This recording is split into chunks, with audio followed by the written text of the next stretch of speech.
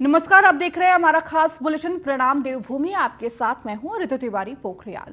Bulletin की शुरुआत करेंगे सीएम पुष्कर सिंह धामी का आज क्या कुछ कार्यक्रम रहने वाला है वो आपको बता देते हैं। गोविंद बल्लभ पंत की जयंती कार्यक्रम में होंगे शामिल। 11:30 बजे IRTD सभागार में जयंती मनाई जाएगी। तो आज भारत रत्न गोविंद बल्लभ पंत की जयंती है और इस जयंती के मौके पर उत्तराखंड में भी इस जयंती को मनाया जाएगा, उन्हें याद किया जाएगा और इसी मौके पर सीएम धामी इस कार्यक्रम में शामिल होंगे आज।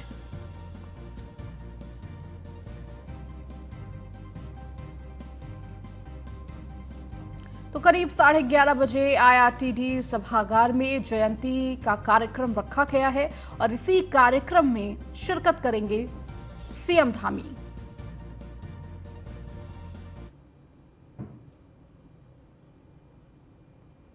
उत्तराखंड कैबिनेट की बैठक में 18 अहम प्रस्तावों पर मुहर लगी है। UKSSC की होने वाली परीक्षाएं अब UKPSC कराएगा।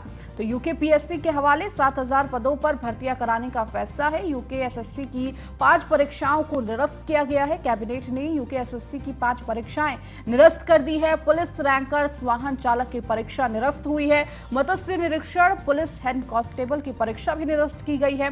कर्मशाला निरीक्षक के पदों के लिए हुई परीक्षा भी निरस्त हुई है।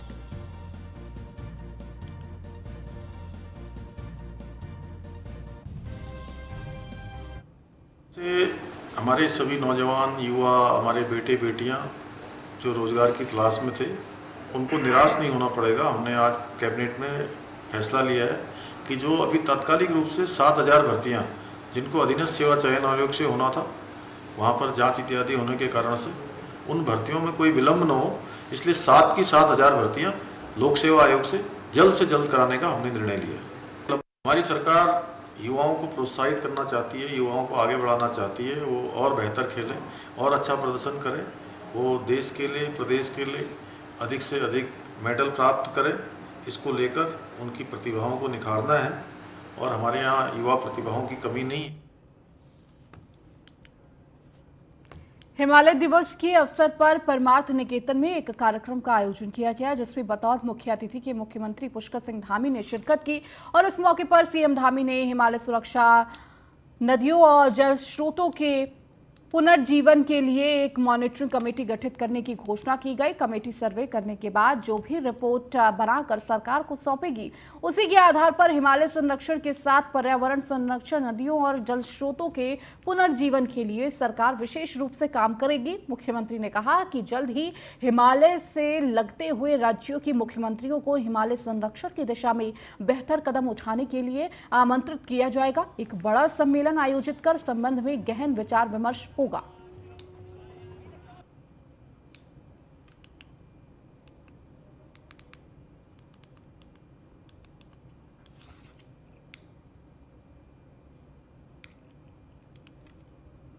जहां उत्तराखंड राज्य हिमालय में आता है, उसके साथ साथ अनेकों हिमालयन राज्य हैं, वो पूरे देश को सभी जो संसाधन है, प्राकृतिक संसाधन है, उसके माध्यम से उपलब्ध कराने का काम करते हैं। इसलिए हमने तय किया है कि हम इसके लिए एक कमेटी बनाएंगे, एक मॉनिटरिंग कमेटी, जो हिमालय संरक्षण के क्षेत्र में, पौधारोपण के क्षेत्र में, नदियों के पुनर्जीवन में, पानी के जो स्रोत सूख रहे हैं उन स्रोतों के पुनर्जीवन के बारे में लगातार मॉनिटरिंग करेंगे, लगातार उस पर काम करेंगे और अगले वर्षों में हम कोशिश करेंगे कि सभी हिमालयन राज्यों का हम कोई सम्मेलन उत्तराखंड राज्य के अंदर करें, जिससे कि हिमालयन राज्यों के बारे में और चर्चा हो।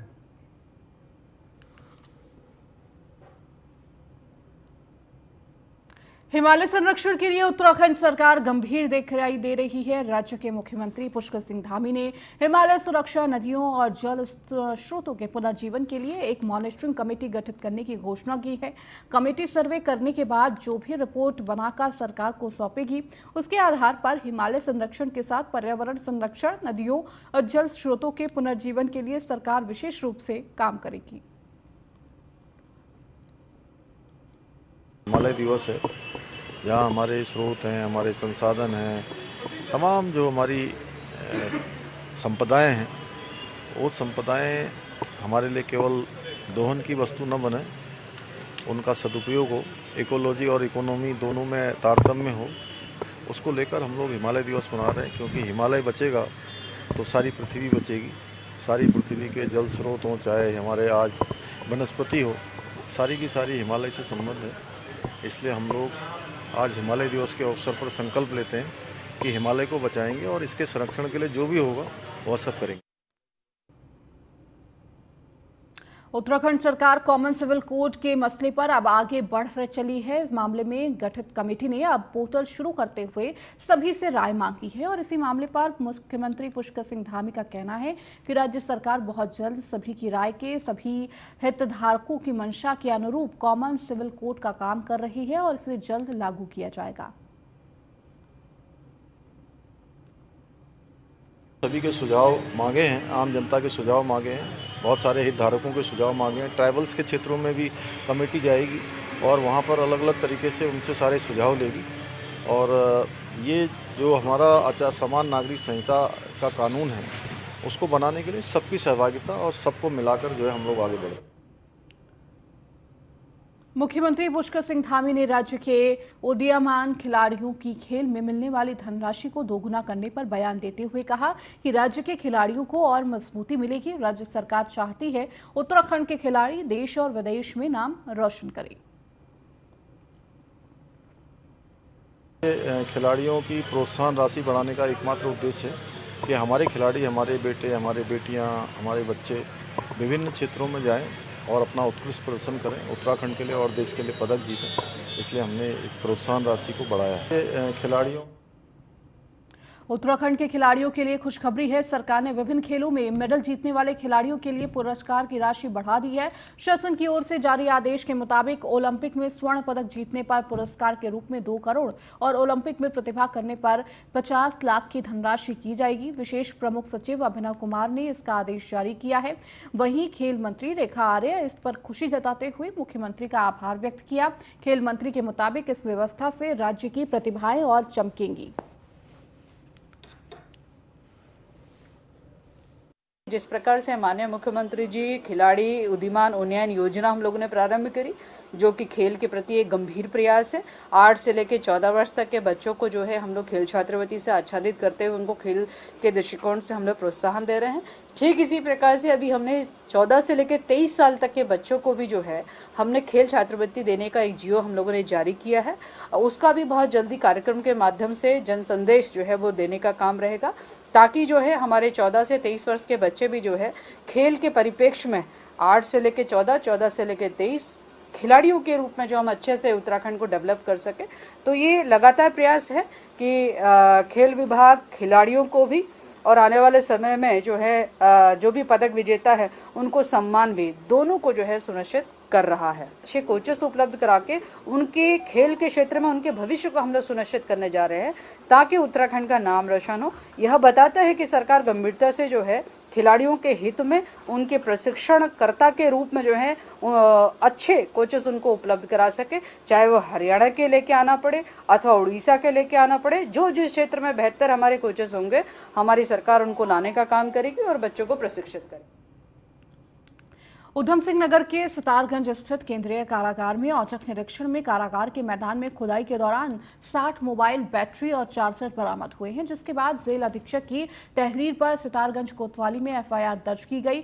घटना के बाद जेल प्रशासन और जिला प्रशासन में हड़कंप मचा हुआ है। जेल अधीक्षक अनुराग मलिक ने सितारगंज कोतवाली में अज्ञात कैदियों के खिलाफ मुकदमा दर्ज कराया। पुलिस ने जेल अधीक्षक की तहरीर में मुकदमा दर्ज कर जांच शुरू कर दी है।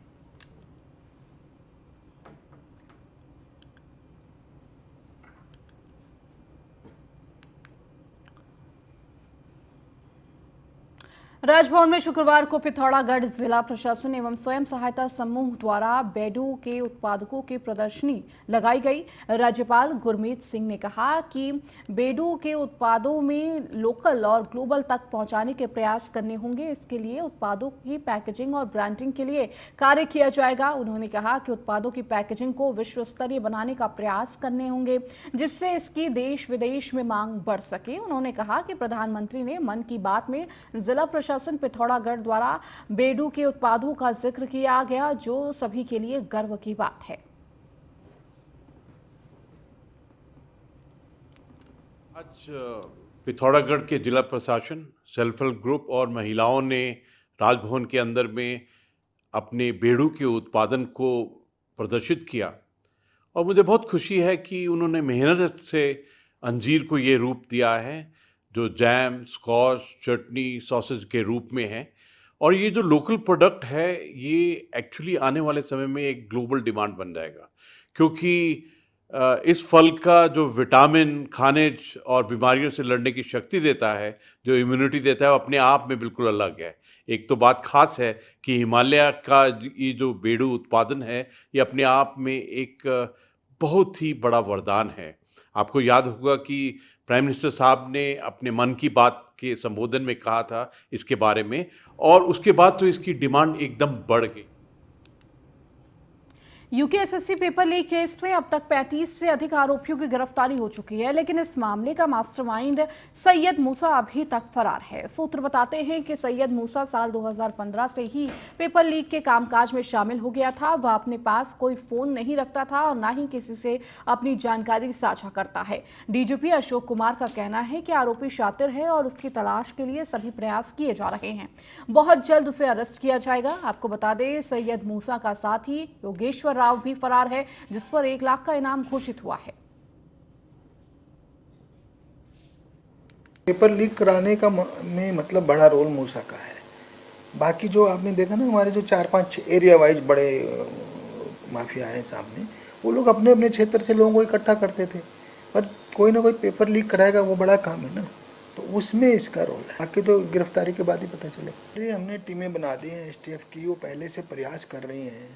जब वो हाथ नहीं आया है तभी हमने जो है इनाम घोषित किया है और फिर इनाम की राशि भी बढ़ाई है, जिससे कि दूसरे लोग भी मोटिवेटेड हों, यूपी पुलिस भी हमें कोऑपरेट करे। तो हमारे सभी तरह के प्रयास चल रहे हैं और नहीं आएगा तो फिर उसकी संपत्ति कुर्की की भी कार्रवाई कोर्ट के माध्यम से कराए। उत्तराखंड के पूर्व मुख्यमंत्री त्रिवेंद्र सिंह रावत ने यूकेएसएससी भर्ती परीक्षा जांच और विधानसभा बैकडोर भर्ती जांच प्रकरण में मुख्यमंत्री पुष्कर धामी और सरकार की तारीफ की है। पूर्व सीएम त्रिवेंद्र रावत ने कहा कि भर्ती प्रक्रियाओं की जांच सही दिशा में चल रही है और मुख्यमंत्री ने इसमें सही फैसला लिया। पूर्व सीएम त्रिवेंद्र रावत ने कहा कि राज्य सरकार ने जिस तरह से अधीनस्थ सेवा चयन आयोग से हटाकर राज्य लोक सेवा आयोग से परीक्षा कराने का फैसला लिया है, वह सराहनीय है। निश्चित रूप से, और इसके बारे में सरकार ने प्रयास भी किया है। देखिए, जो का मामला है उसमें तमाम गिरफ्तारियां हुई हैं। मेरे ख्याल से 34-35 गिरफ्तारियां अब तक हुई हैं। और जो विधानसभा का मसला है उस पर मुख्यमंत्री जी ने विधानसभा अध्यक्ष से अनुरोध किया जांच के लिए, और विधानसभा अध्यक्ष यहाँ पर आई और उन्होंने तुरंत शायद रास्ते में ही उन्होंने जिनसे भी परामर्श करना। युवाओं को रोजगार मुहैया कराने के लिए समय समय पर सेवा योजना विभाग की ओर से रोजगार मेले लगाए जाते हैं और इसी कड़ी में देहरादून में सेवा योजना कार्यालय में रोजगार मेले का आयोजन किया गया, जिसमें 40 से अधिक कंपनियों ने हिस्सा लिया। रोजगार मेले में पहुंचने वाले युवाओं ने इस तरह के आयोजन को सरकार की एक बड़ी उपलब्धि बताया है। कहा कि प्रदेश सरकार युवाओं को रोजगार देने के लिए एक बड़ी पहल कर रही है। निदेशक महोदय, आदरणीय डीएम महोदय, आदरणीय सीडीओ महोदया के दिशा निर्देशों क्रम में आज क्षेत्रीय सेवाचयन कार्यालय देहरादून में एक जॉब फेयर का आयोजन किया गया है, जिसमें कि लगभग 10 से 12 सेक्टर्स की 45 कंपनियां, जिसमें कि लगभग 5 से 10 MNC स्तर की भी हैं, प्रतिभाग कर रही हैं और बच्चों को लगभग 1500 जॉब वैकेंसीज ओपन की गई हैं, ताकि जो स्टूडेंट्स या जो भी हमारे अनएम्प्लॉयड यूथ आ रहे हैं उन्हें मैक्सिमम से मैक्सिमम ऑप्शंस अभी। सर, इसमें दामी सर की काफ़ी उपलब्धि है सर। इसमें 1600 के आसपास वैकेंसी है, काफ़ी कंपनी आ रखी है सर। इसमें SBM है, लाइफ इंश्योरेंस कंपनियाँ हैं और मार्केट सेल्स कंपनी है और इंडस्ट्री लेवल की भी कंपनी है। काफ़ी अलग अलग सेक्टर में कंपनी आई हुई है सर। ये योगदान काफ़ी अच्छा है। ये काफ़ी बच्चे आ रखे हैं यहाँ पे और बहुतों को उम्मीदें हैं इससे कि रोज़गार से उन्हें अपनी प्रॉब्लम सॉल्व करने में काफ़ी मदद मिलेगी। मेरे हिसाब से देखा जाए तो बहुत सही सरकार की जो मुहिम है सही चलाई जा रही है बेरोजगारों के लिए, क्योंकि जिस हिसाब से अनएम्प्लॉयमेंट बहुत ज़्यादा बढ़ गई है, बेरोजगारी बहुत ज़्यादा बढ़ गई है देश में और अपने राज्य में भी, तो ये होते रहने चाहिए। और बाकी मुझे लगता है ठीक है कि 2-2 महीने में शायद हो रहे, इससे पहले भी 2 महीने पहले हुआ था, अभी भी है, शायद इसके बाद भी होगा।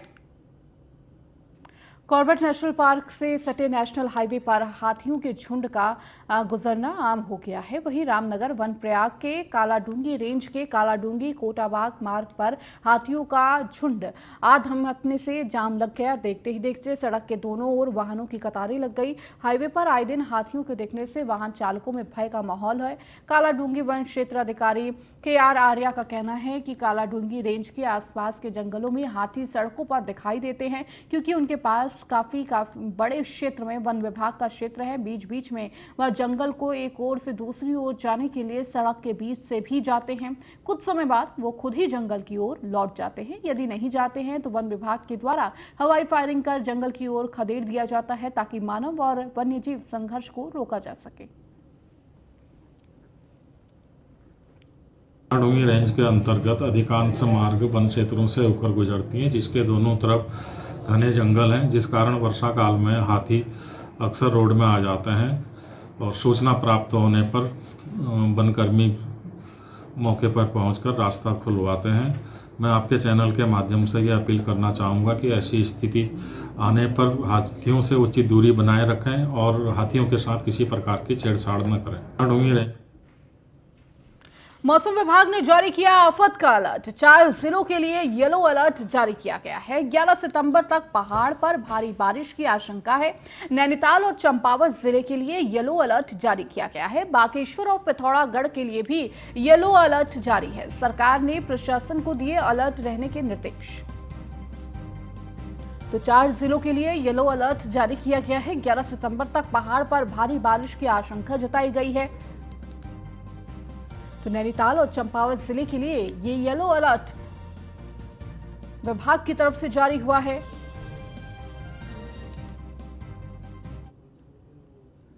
ऋषिकेश बद्रीनाथ मार्ग पर शुक्रवार को बड़ा हादसा हो गया। एक कार गहरी खाई में गिर गई। इस हादसे में 4 लोगों की मौत हो गई है, जबकि 2 लोग गंभीर रूप से घायल हुए हैं। कार सवार लोग मुंबई के रहने वाले हैं। गंभीर घायल को एम्स ऋषिकेश के लिए रेफर कर दिया गया है। कार सवार सभी लोग बद्रीनाथ धाम दर्शन के लिए जा रहे थे। सभी लोग मुंबई के रहने वाले हैं, जबकि कार चालक रविंद्र सिंह उखीमठ रुद्रप्रयाग का रहने वाला है। उसकी हालत खतरे से बाहर बताई जा रही है।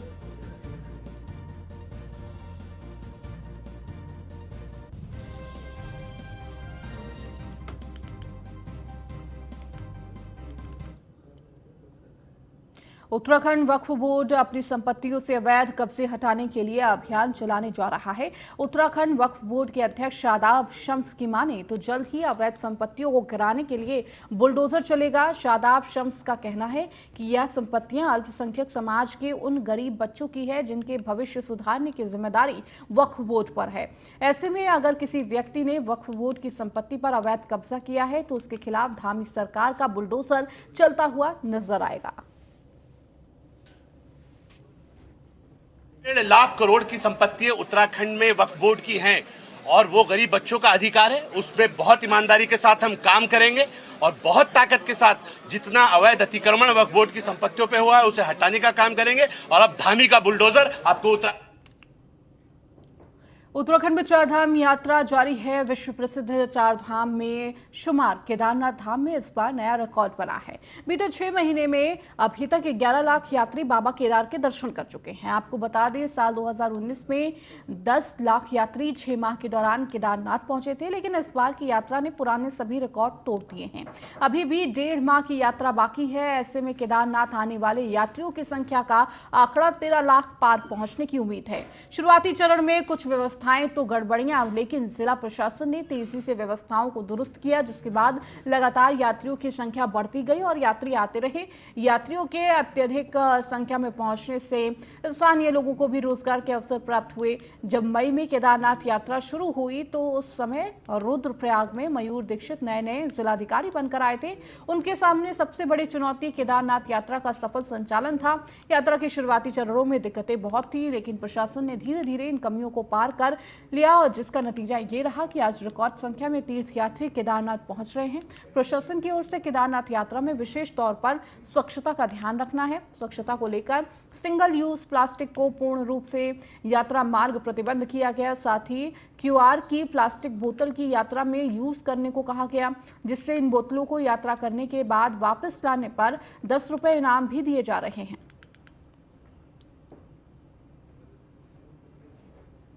देखिए 2020-21 में कोविड की वजह से जो यात्रा प्रभावित थी, हम एक्सपेक्ट भी कर रहे थे कि इस बार काफ़ी ज़्यादा यात्री आएंगे और अभी यात्रा में भी करीबन 1.5 महीना और बचा है और यात्रियों की जो संख्या है वो 11 लाख पहुँच कर चुकी है और आने वाले समय में जैसा रजिस्ट्रेशन एंड बुकिंग्स है उसको देखकर ये प्रतीत हो रहा है कि यात्रा की संख्या अभी और बढ़ेगी। तो उसी हिसाब से हमने अपनी तैयारियां दुरुस्त की हैं। लगातार हमारी जो ट्रैक मार्ग की रिपेयरिंग है, रेलिंग्स हैं, पानी की व्यवस्था है, टॉयलेट की व्यवस्था है, उसको मेंटेन कर रहे हैं, मॉनिटर कर रहे हैं और हमारे सेक्टर ऑफिसर्स, प्रशासनिक अधिकारी, डिपार्टमेंटल ऑफिसर्स ये सुनिश्चित करा रहे हैं कि यात्रा सुगम और सुचारू रहे। 126 दिन की यात्रा उनके कुछ चुनौती कौन है? देखिए तकरीबन हमारी 4 महीने की जो यात्रा हुई है उसमें कई चुनौतियां हमने देखी, जिसमें क्राउड कंट्रोल था। शुरू में जब बहुत ज़्यादा भीड़ आई थी तो हमारे गौरीकुंड से लेकर केदारनाथ धाम तक सभी यात्रियों के लिए हमें सुचारू रखने के लिए काफ़ी हमने फोर्सेज लगाई। दूसरा हमें ये सुनिश्चित करना था कि हमारी यात्रा जहाँ जहाँ जा रही है वहाँ पे लोगों को सुविधाएं अच्छी मिलें, जैसे कि ओवर हीटिंग ना हो, पेट्रोल पंप्स में सफिशिएंट क्वांटिटी में तेल मिले, साथ ही ATM हमारे चलते रहें, हमारे जो भंडारे हैं वो चलते रहें और कई जगह जो हमारी पानी की पीने की पानी स्वच्छ सबको मिले, टॉयलेट साफ़ सुथरे रहें, ये सारी हमने मैनेज किया है।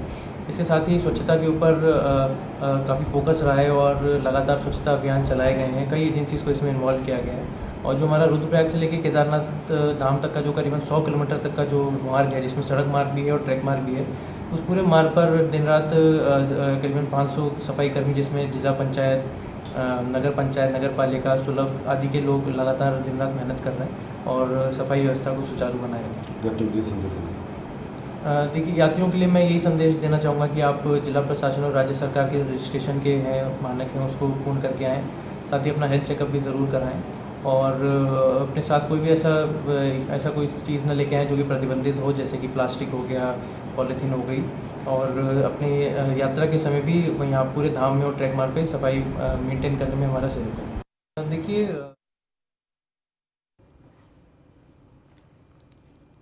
तो तीर्थयात्रियों की संख्या 13 लाख के पार पहुंचने की उम्मीद जताई जा रही है। अब तक 11 लाख श्रद्धालुओं ने केदारनाथ पहुंचकर बाबा केदार के दर्शन किए हैं। तो अभी तक जो रिकॉर्ड था उसको तोड़ते हुए इस बार सबसे ज़्यादा श्रद्धालु केदारनाथ पहुंचे हुए हैं और माना जा रहा है कि जब तक कपाट बंद होगा तब तक करीब 13 लाख श्रद्धालु इस दौरान पहुंचेंगे। और देखिए श्रद्धालुओं की भारी संख्या में पहुंचने से कहीं ना कहीं जो वहां पर रह रहे लोग हैं, जिनका रोजगार है, उनको आसानी हुई है।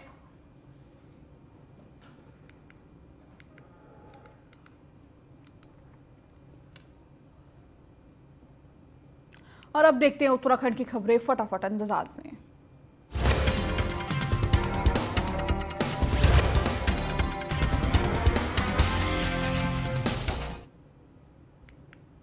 हरिद्वार के पंचायत चुनाव में टिकट पाने में कामयाब नहीं रहे। दावेदारों की नाराजगी खुलकर सामने आई। टिकट कटने से नाराज कार्यकर्ताओं ने शुक्रवार को बीजेपी कार्यालय में विरोध प्रदर्शन किया। कार्यकर्ताओं ने बीजेपी जिला अध्यक्ष जयपाल सिंह चौहान के खिलाफ जमकर नारेबाजी की। प्रधानमंत्री मोदी के जन्मदिन के मौके पर 17 सितंबर से 2 अक्टूबर तक सेवा पखवाड़ा बनाया जाएगा। इसके तहत प्रदेश भर में कई कार्यक्रम आयोजित किए जाएंगे। बीजेपी प्रदेश मंत्री, प्रदेश स्तरीय सेवा पखवाड़ा समिति के सदस्य विकास शर्मा ने यह जानकारी दी। उत्तराखंड कांग्रेस के प्रदेश उपाध्यक्ष धीरेन्द्र प्रताप ने कोटद्वार में स्पीकर रितु खंडूरी के विधानसभा क्षेत्र में हो रहे अवैध खनन का सवाल उठाया। धीरेन्द्र प्रताप ने कहा, अधिकारियों और माफियाओं की मिलीभगत से अवैध खनन का खेल हो रहा है। रुड़की में बहुजन समाजवादी पार्टी के नेता राजेंद्र चौधरी की प्रेस कॉन्फ्रेंस करने को कहा। पंचायत चुनाव के चलते कुछ लोग उनकी छवि को धूमिल करना चाह रहे हैं। नशे पर रोक लगाने की मांग को लेकर बाजपुरा और चकरपुर गांव में ग्रामीणों ने एसडीएम राकेश चंद तिवारी के ज्ञापन सौंपा और इसी दौरान ग्रामीणों ने एसडीएम के नशे के कारोबारियों पर कार्रवाई की मांग की। रुद्रपुर शहर स्थित बस स्टैंड के पास पेट्रोल पंप कर्मी से हाथापाई का मामला सामने आया, जहां कुछ युवकों द्वारा पेट्रोल पंप कर्मी के साथ हाथापाई और बंदूक निकालकर रौब गांठने की कोशिश भी की गई। लालकुआ में तहसीलदार के नेतृत्व में राजस्व विभाग, पुलिस प्रशासन और नगर पंचायत ने संयुक्त रूप से पॉलीथीन के विरोध अभियान चलाया, जिसमें 15 क्विंटल प्रतिबंधित प्लास्टिक और पॉलीथीन बरामद की गई। रुड़की में लगातार मिल रही शिकायतों के बाद ड्रग इंस्पेक्टर मानवेंद्र सिंह राणा ने रूटीन चेकिंग की और इसी दौरान उन्होंने कई मेडिकल स्टोर्स में गड़बड़ियां पाई। उत्तराखंड राज्य विधिक सेवा प्राधिकरण के विशेष कार्याधिकारी सैयद गुफरान ने शुक्रवार को एडीआर सेंटर में प्रेस कॉन्फ्रेंस की। गुफकार ने कहा कि नंदा देवी महोत्सव के दौरान 4 सितंबर से 7 सितंबर तक फ्लैट्स मैदान में विधिक जागरूकता स्टॉल का आयोजन किया जाएगा, जिसमें 10 दिव्यांगों को व्हील चेयर और 6 दिव्यांगों को बैसाखी भी फ्री वितरित की जाएगी। सरोवर नगरी